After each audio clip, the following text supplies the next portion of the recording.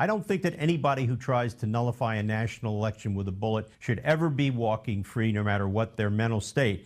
Yeah, well, it looks like John Hinckley Jr. will be free, and that was the former prosecutor, the guy who actually took him on and sent him away, Joseph DeGeneva. And we're joined by our legal expert, Chas Farcher from Martin, Harding, Mazzotti. Chas, how are you? Good morning, Chuck. How are you? I'm doing great. So what do you think, legally speaking, of this? I mean, Hinckley, I guess he had been spending up to 17 days a month at his 90-year-old mother's place, but a lot of people, including the Reagan Library, are not at all happy about this pending release. He could be, I guess, essentially freed in a year or so. Yeah, I mean, you're talking about an attempted murder charge, and you had that insanity defense, so it's a very difficult defense, if not impossible, one to pull off. But, what's the result if when it happens? Usually it's some kind of institutionalization, and you got someone who doesn't have the mental capacity to stand trial or be charged with the crime that they were charged with. So the result is really 3 decades of institutionalization. So the question is then, should someone like that be released at some point? If the system works and there's some form of rehabilitation, I guess the answer is yes.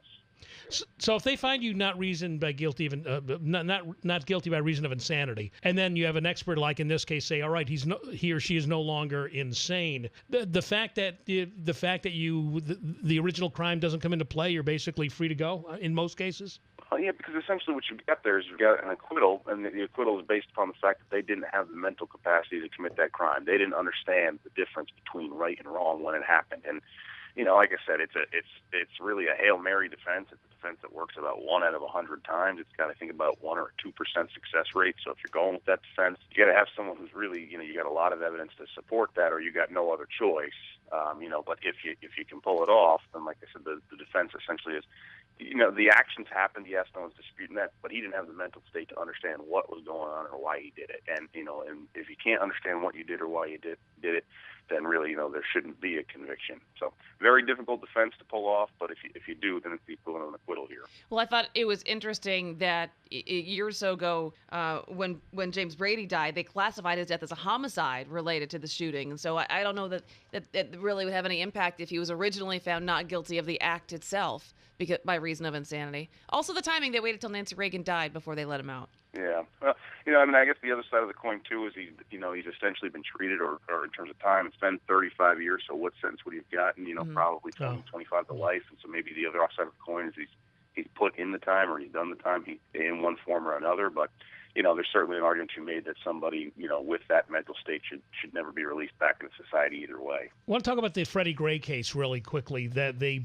prosecutor had a hissy fit yesterday. She said, the system's rigged, the cops didn't cooperate, the justice system's rigged. And what she did was, after having 3 acquittals and 1 mistrial, she basically said, all right, forget about a retrial and the other 2 cops in the Freddy Gray case, the guy in Baltimore who died in the van.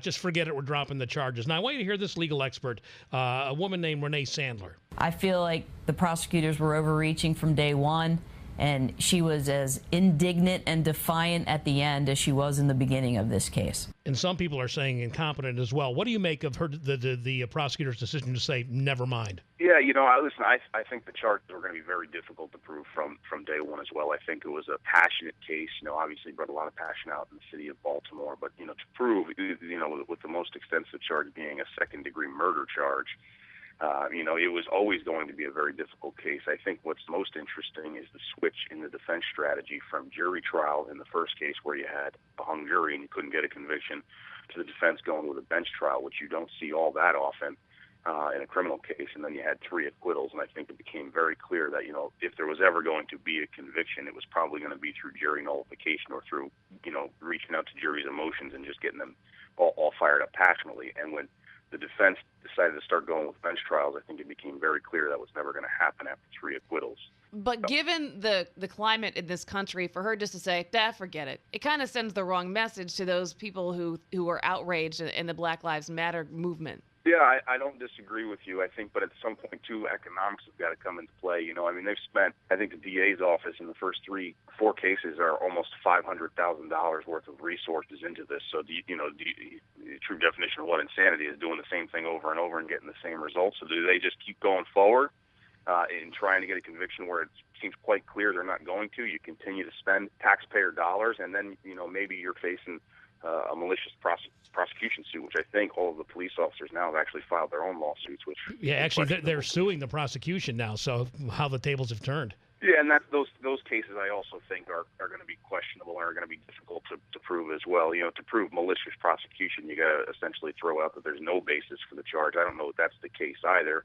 Just because there's an acquittal doesn't mean that it's malicious prosecution. It just means you can't reach the burden of beyond a reasonable doubt in any of these charges. But the fact that the city also settled a civil suit with Freddy Gray's family tells me that there's some evidence that, you know, if nothing else, they were negligent. Maybe not criminally negligent or reckless, but negligent, you know. So tough case criminally, I think. And I think probably it's the right decision for the DA to drop the charges. Maybe it was the right decision to never bring the charges in the beginning. Chas Farcher, our legal analyst from Martin, Harding, and Mazzotti, 1-800-LAW-1010. Thanks a lot, Chas. Have a great day. Chuck, have a great day, Kelly. Are you too? You too. Have a great day, Kelly.